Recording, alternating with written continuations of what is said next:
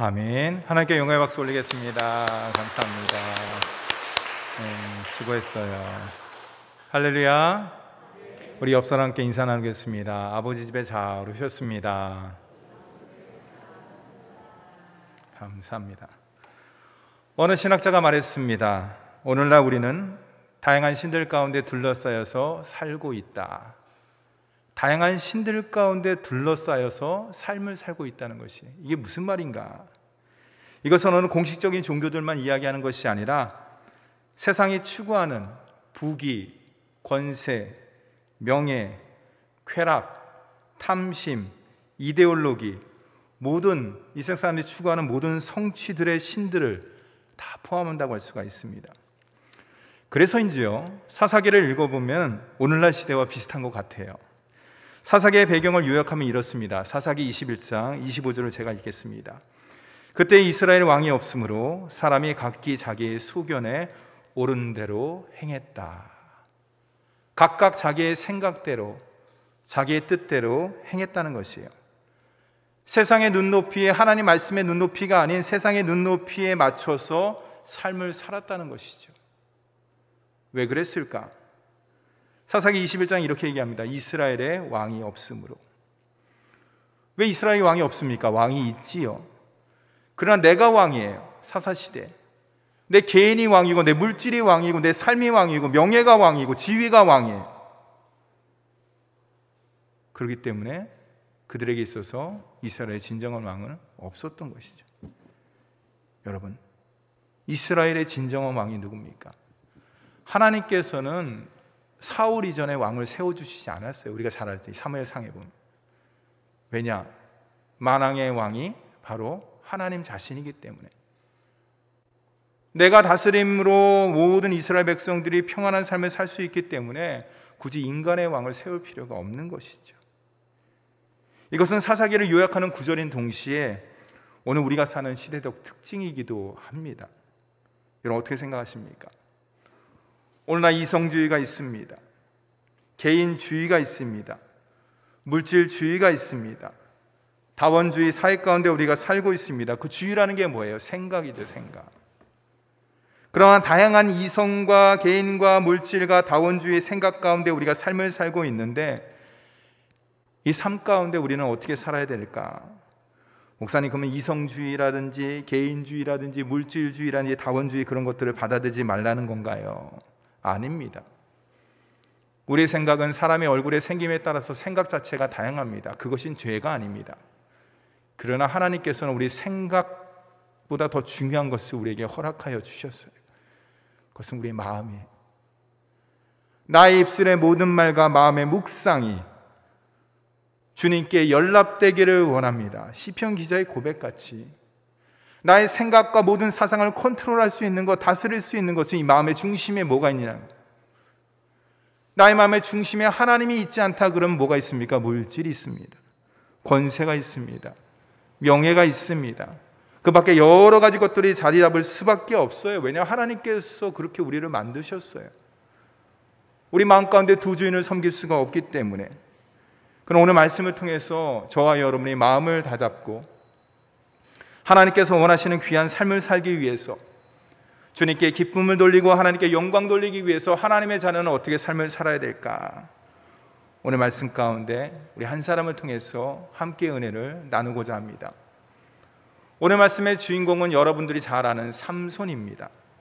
그는 누구인가? 소라 땅의 단지파에 마노아가 있었습니다. 그의 아내가 있었습니다. 그런데 아내가 임신을 하지 못해요. 하나님의 사자가 나타납니다. 앞으로 임신을 할 것이다. 기적으로 낳은 아들이 바로 삼손이었습니다. 삼손은 기적의 아들뿐만 아니라 힘이 얼마나 센지 요즘 말로 이야기하면 천하장사였어요. 나귀 턱뼈를 가지고 블레셋 사람 1000명을 죽일 수 있는 그 엄청난 파워와 힘과 능력을 가지고 있었던 것이. 아이, 목사님 힘만 세면 뭐합니까? 머리가 좋아야지. 근데 여러분, 사사기 13장에서 삼손에 대해서 쭉 이야기를 하고 있거든요. 16장까지 넉 장에 가서 걸치고 있는데 여러분 자세히 읽어보면 삼손은 머리도 좋았어요. 힘만 센 것이 아니라 머리도 좋았기 때문에 수수께끼를 잘 냈습니다. 먹는 자에서 먹는 것이 나오고 강한 자에서 단 것이 나오는 것은 뭐냐고 블레 사람들에게 수수께끼를 냈어요. 더 나아가서 삼손은요, 드릴라라는 가사에 있는 기생이 있습니다. 그 여인과 위험한 게임을 할 정도로 아주 장난이 짓궂은 삼손이었습니다.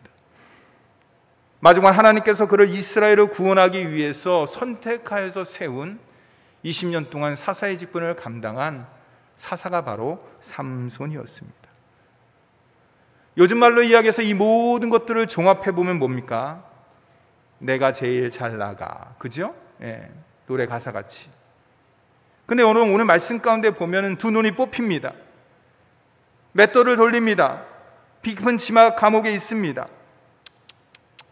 인생 끝났네. 인생 종쳤어. 실패와 파멸의 삼손을 볼 수가 있습니다. 우리가 앞에서까지만 하더라도 삼손은 기족의 아들이요, 머리 좋은 장수요, 그렇죠? 장사요.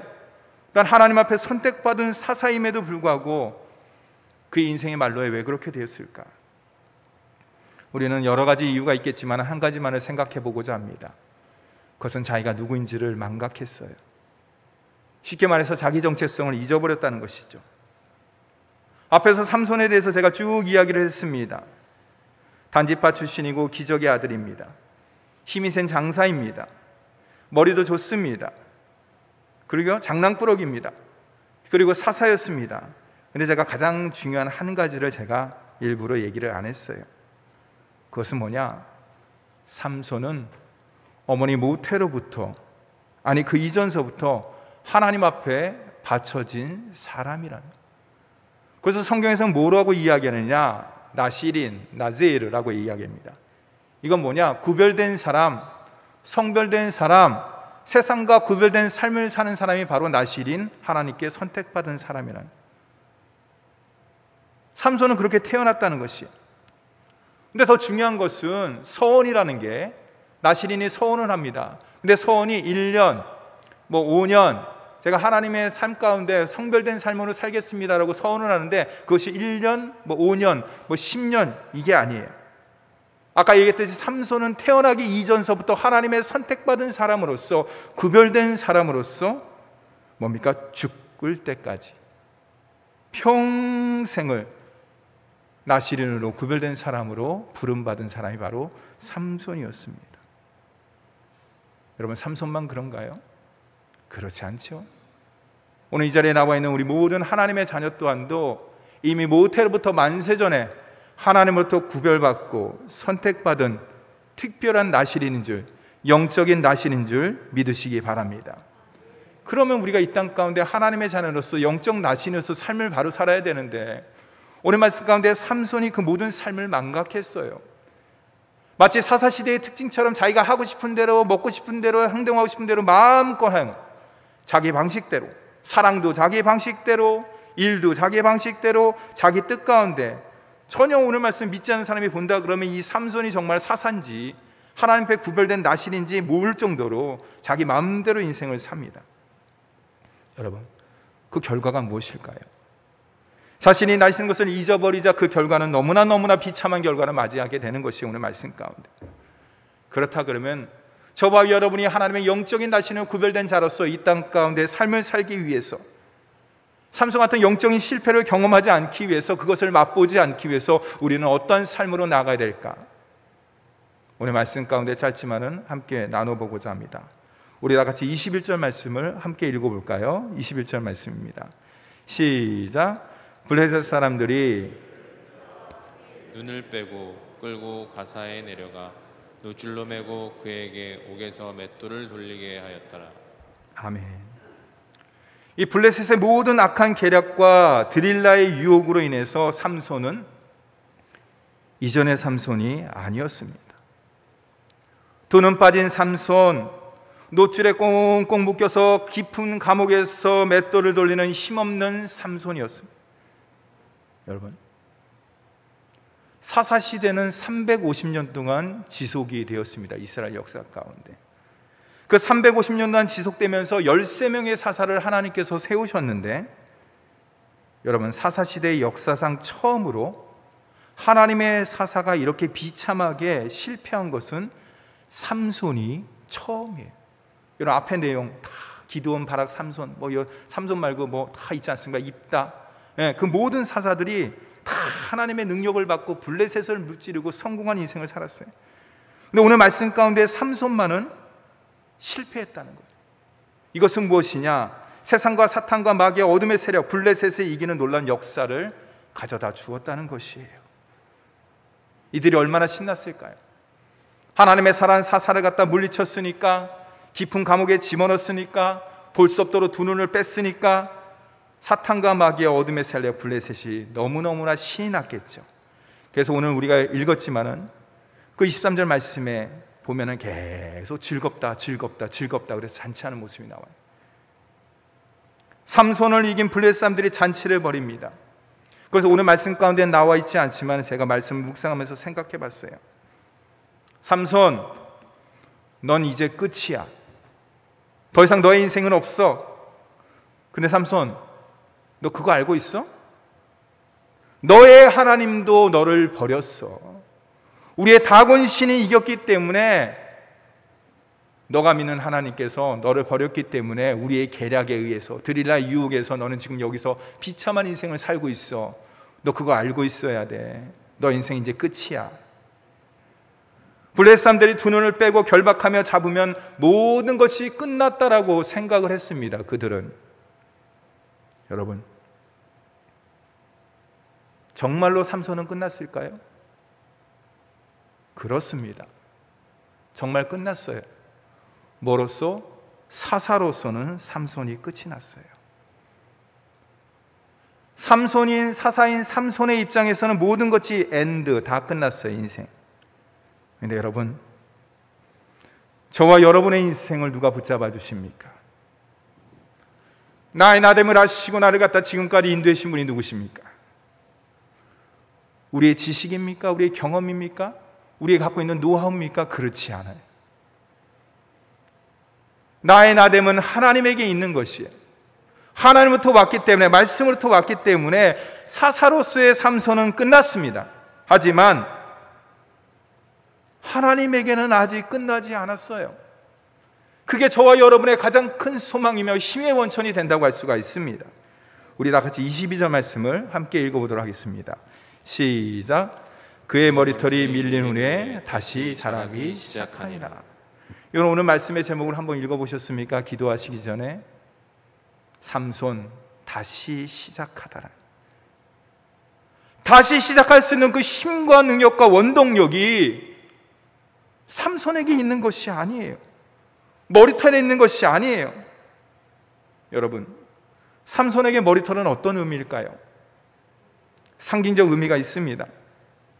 모태로부터 나시는으로서 서원하고 태어남으로 인해서 그 어머니, 마노의 아내 삼손의 어머니가 사자로부터, 하나님의 사자로부터 두 가지의 지시를 받아요. 네가 이제 아들을 갖다 태어날 것인데 그에게 두 가지를 하지 마라. 첫째는 독주와 포도주를 금해라. 세상과 멀리하라는 것이, 쾌락을 즐기지 말라는 것이에요. 근데 삼손은 그렇지 않은 삶을 살았잖아요. 두 번째는 뭐냐? 하나님부터 모태로부터 나신으로 택정함 받았기 때문에, 오늘 말씀 우리 17절에 읽었지만, 이는 내가 모태로부터 하나님의 나신이 되었습니다. 만일 내 머리에 밀리면 머리를 밀리지 말라는 것이에요. 머리를 민다는 것은 하나님의 소원이 이제 다 끝났습니다. 엔드입니다. 그건 똑같은 것이에요. 그런데 문제가 있어요. 삼손 자신이 스스로 머리를 밀면은 내 모든 소원이 끝났습니다. 내가 나신이 아닙니다. 그런데 이게 머리를 민 것이 삼손이 아니잖아요. 드릴라의 유혹에 의해서, 그렇죠? 타인에 의해서 삼손의 머리털이 밀렸습니다. 여러분, 그럼 질문할게요. 그럼 나신인 삼손의 소원 어떻게 될까요? 스스로 머리를 민 것이 아니기 때문에, 타인에 의해서 머리가 밀렸기 때문에 나신인의 소원은 계속된다? 아니다. 그래도 끝났다. 여러분, 나신으로서 이제 모든 소원은 끝났어요. 타인에 의해서 밀리든지 자기 스스로 밀리든지 그게 끝나버린 거예요. 이제 더 이상 삼손은 나실인도 사사도 아니에요. 근데 남아있는 게 있어요. 그게 뭐냐? 하나님의 자녀. 이거예요. 그가 힘센 장수도 아닙니다. 머리가 뛰어나지 않아, 머리가 막 돌릴 수 있는 그런 상황도 아닙니다. 나시린의 그 모든 소원도 다 사라져 버렸습니다. 사사로서의 모든 역할도 이제 끝난 것처럼 보입니다. 그러나 한 가지 남아있는 게 있었어요. 하나님의 자녀됨. 이게 중요한 거예요. 이게 힘의 원천이에요. 우리가 하나님의 자녀로서 이 땅 가운데 삶을 살면서 지식을 얻고 경험을 얻고 물질을 얻고 뭔가 의해서 하나님의 자녀로서 플러스가 돼갖고 알파를 얻었기 때문에 우리가 이 땅 가운데 승리하는 게 아니에요. 우리의 힘의 원천은, 우리의 진정한 힘은 이 세상으로부터가 아니라 주님으로부터 주어지는 거예요. 내가 너를 지명하여 불렀느니 너는 내 것이라는 그 하나님의 약속을 통해서 우리가 은혜도 받고 능력도 받고 힘도 얻고 지혜도 얻는 것이에요. 블레셋 사람들은 이제 모든 머리털이 밀렸고 나시린으로서의 모든 것들이 끝났고 사사로서의 끝났기 때문에 너는 이제 아무것도 아니야. 이제 넌 끝났어. 근데 여러분, 하나님의 약속은 끝도 없고 변함도 없는 줄 믿으시기 바랍니다. 인간의 약속은 깨질 수 있어요. 저도 마찬가지입니다. 아버지로서 뭘 약속을 할 수 있습니다. 목사로서 뭘 약속을 할 수 있습니다. 근데 부득이한 상황 가운데 그것이 어긋날 수도 있어요. 참, 예. 어떻게 해야 되지? 어떻게 해야 되지? 그런데 근데 하나님의 약속은 변함이 없어요. 깨지지 않습니다. 영원합니다. 그것이 우리 삶의 능력이고 우리 삶의 힘이 되는 것이에요. 하나님께서 당신의 약속을 이루기 위해서 삼손을 사용합니다. 작업을 합니다. 그 작업이 뭐냐? 정체성을 회복시키는 것이. 하나님의 사람이 실패하고 극복하는 방법은 무엇이냐? 여러분, 이 땅 가운데 살아가면서 내가 너무나 힘들다, 하나님에 대해서 너무나 눈물겹다, 고통스럽다, 아프다 그랬을 때 우리가 깊이 깨달을 게 무엇이냐? 하나님의 자녀로서의 정체성. 내가 누구인지, 삼손이 누구인지, 하나님의 기적의 은혜로 태어난 아들, 하나님의 부르심 받은 이스라엘의 사사, 하나님의 모태로부터 구별하셔서 헌신자로 세운 그 나시린, 그 하나님의 약속의 말씀, 그거를 삼손은 다 망각을 해버렸어요. 세상 가운데 살면서. 그러나 삼손이 두 눈이 빠지고 노줄에 매이고 깊은 감옥에서 연자맷돌을 갖다 돌리면서 그는 깊이 생각했을 것이, 내 처지가 왜 이렇게 됐을까? 내가 하나님의 자녀로서, 사사로서, 나시린으로서, 기적의 아들로서 그 모든 것들을 할 수 있는 것인데 내가 지금 이곳에서 깊은 감옥에서 내가 지금 하는 것이 무엇인가? 여러분, 삼손은 그 모든 고난을 겪으면서 자신의 힘의 원천이 어디로부터 나오는지를 다시금 깨달은 것이, 자신의 머리카락이 아니었어요. 머리카락이 자라나면 힘이 솟는 게 아니었어요. 아까 얘기했죠? 나시린의 소원은 머리카락 가운데 있는 거예요. 그 하나님의 약속이 있었기 때문에, 약속이 먼저예요. 평생 나시린으로서 서운한 약속으로 인하여 내가 너와 함께한다. 주님께서 삼손과 함께했기 때문에 그 무지막지한 엄청난 일들을 행할 수가 있는 것이에요. 사랑하는 성도 여러분, 우리가 이 땅 가운데 살아가면서 진정한 힘의 원천은 어디입니까? 저를 한번 따라하겠습니다. 임마누엘 주님입니다. 여러분, 하나님을 마음 가운데 모시면서 나아갈 때 우리가 이 땅 가운데 힘과 능력 있는 삶을 살 수가 있는 것이에요. 근데 목사님 앞에서 이야기했듯이 이 세상은 다원주의 사회이기 때문에 여러 가지 생각과 사상으로 뒤집혀져 있습니다. 뒤덮여져 있습니다. 그 여러 가지 생각을 갖다 제가 받아들이지 말라는 얘기입니까? 아닙니다. 생각, 이성은 마음껏 해도 됩니다. 왜냐하면 하나님께서 주신 것이기 때문에. 근데 중요한 건 뭐냐? 이 생각이 이 마음을 주장하지 못하도록 해야 되는 거예요. 근데 이 생각과 마음이 주장하지 못하도록, 마음을 갖다 주장하지 못하도록, 생각이 주장하지 못하도록 개인주의와 번영주의와 물질주의와 향락주의와 이 모든 것들이 내 마음을 주장하지 못하도록 해야 되는데 그것이 쉽지가 않아요. 그게 잘 안 돼요. 제가 새벽마다 잠언 말씀을 갖다 묵상하면서 깨닫는 한 가지가 있습니다. 하나님을 경외하는 것이 지혜와 지식의 근본이다 그랬는데, 하나님을 경외한다는 게 뭐냐? 마음 지키는 것이 기도예요. 주님, 마음 지키게 해주시옵소서. 삼손의 진정한 힘은 이스라엘을 책임지는 사사로서의 역할과 의무가 아니었어요. 평생 나신으로서 서원하면서 하나님과 맺은 그 약속, 말씀, 그것이 그 중심에 있는 거예요. 그럴 때 하나님과의 관계가 회복되고 결국은 어떻게 합니까? 임마누엘 주님에 의해서 놀라운 역사를 감당할 수가 있는 것이. 삼손이 그 크신 하나님의 사랑과 은혜를 깊이 묵상합니다. 기억을 합니다. 회개가 나옵니다.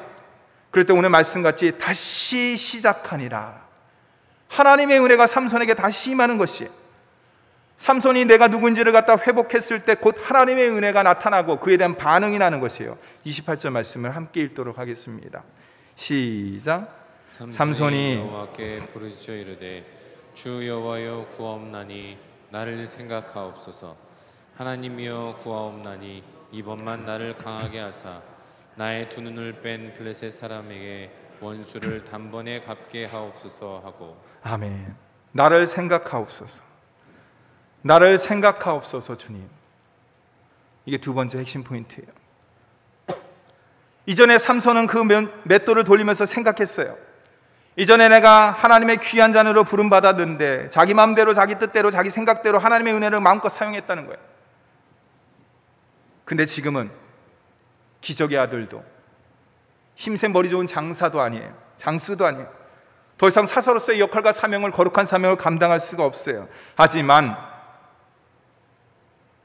하나님의 자녀로서 그 부르심에 대해서는 변하지 않는 거예요. 왜냐? 구원은 영원하기 때문에. 삼손은 그것을 알았던 거예요. 그래서 주님께 기도를 하는 거예요. 하나님, 제가 비록 하나님의 뜻 가운데 삶을 살지는 못했지만은 이 어려운 가운데서 다시금 제가 하나님의 긍휼과 하나님의 은혜를 구합니다. 내가 하나님의 자녀로서 힘이 나온다는 것을, 그 약속을 갖다 신실하게 지킴으로 인해서 내가 이 땅 가운데 승리할 수 있다는 것을 다시 한번 깊이 깨달았습니다. 주님, 이번만 나를 사용하여 주시옵소서. 우리는 연약하게 유혹에 넘어갑니다. 사탄과 마귀 어둠의 세력 가운데서 시험을 받기도 합니다. 하지만은 하나님의 자녀에게 있어서는 그 모든 것들을 넉넉하게 이길 수가 있어요. 왜 그런지 아십니까? 우리 주님께서는 내가 하나님에 대해서 살면데 정말 부끄럽고 창피하다. 그건 여러분, 내 생각이. 근데 내 생각인데 잘 구분하셔야 돼. 이게 하나님이 주는 생각인지 사탄 마귀 어둠의 세력이 주는 건지 잘 구분을 하셔야 돼. 그것을 구분할 수 있는 비결은 이 마음 가운데 있는 거야. 이 마음의 중심에 말씀이 있고 약속이 있으면은, 너 지금 그런 생각을 하고 있어? 사탄아, 물러가라. 네가 하나님의 일을 생각하지 않고 사람의 일을 생각하는 것처럼 그것은 하나님께서 주신 생각이 아니야. 마음의 중심에 말씀이 있고 하나님의 은혜가 있고 능력이 임하는 사람은 그것을 구별할 수 있어요. 물리칠 수가 있는 것이. 여러분, 그래서 하나님께서는 우리에게 날마다 다시 회복에 다시 시작할 수 있는 은혜를 베풀어 주시는 거예요. 오늘 제가 말씀 묵상 가운데 있듯이 꼭 읽으시기 바랍니다. 주보에 나와요. 우리는 오뚜기 인생을 살 수밖에 없어요. 왜 그렇습니까? 말씀의 중심축이 말씀이에요. 우리 마음의 중심이 말씀이에요. 하나님의 약속이에요. 이것만 붙잡고 나아가면은 쓰러지는 것 같고 넘어지는 것 같고 엎어지는 것 같은데 다시금 벌떡 일어나는 오뚜기처럼 저와 여러분이 오뚜기 인생을 사는 줄 믿으시기 바랍니다. 그것은 하나님과 좋은 관계를 이룰 때 그러는 것이. 여러분, 하나님과 좋은 관계가 어떤 것입니까? 그 관계는 마음 가운데 있는 것이에요. 내 생각 가운데 있는 것이에요. 내 가정 가운데, 삶 가운데 생활을 하면서 입술 가운데 있는 것이에요. 내 입술 가운데 불평과 원망과 짜증을 낸다 그러면 여러분 뭘 생각해야 되느냐? 내가 지금 하나님과 좋은 관계를 이루고 있는가 먼저 생각하셔야 되는 거예요. 그리고 하나님께 기도하셔야 되는 거예요. 하나님, 제가 이런 부정적인 말을 합니다. 불평의 눈으로 바라보고 있습니다. 원망과 시기의 마음 가운데 있습니다. 주님, 저를 붙잡아 주시옵소서. 하나님의 회복의 은혜를 경험케 하여 주시옵소서. 그런데 여러분, 하나님의 회복의 은혜는 거저되는 게 아니에요. 거저되는 게 아니에요. 찬송가 486장에 가사에 이런 게 있습니다. 이 세상에 근심된 일이 많다. 이 세상에 곤고한 일도 많다. 이 세상에 죄악된 일도 많다. 근데 평화다. 쉼을 얻는다. 그 이유가 무엇이냐? 한번 486장 후렴구를 한번 띄워주시겠습니까? 안 돼요? 아까 보냈는데. 예. 한번 여러분 찬송가 그러면 486장을 한번 펴보세요.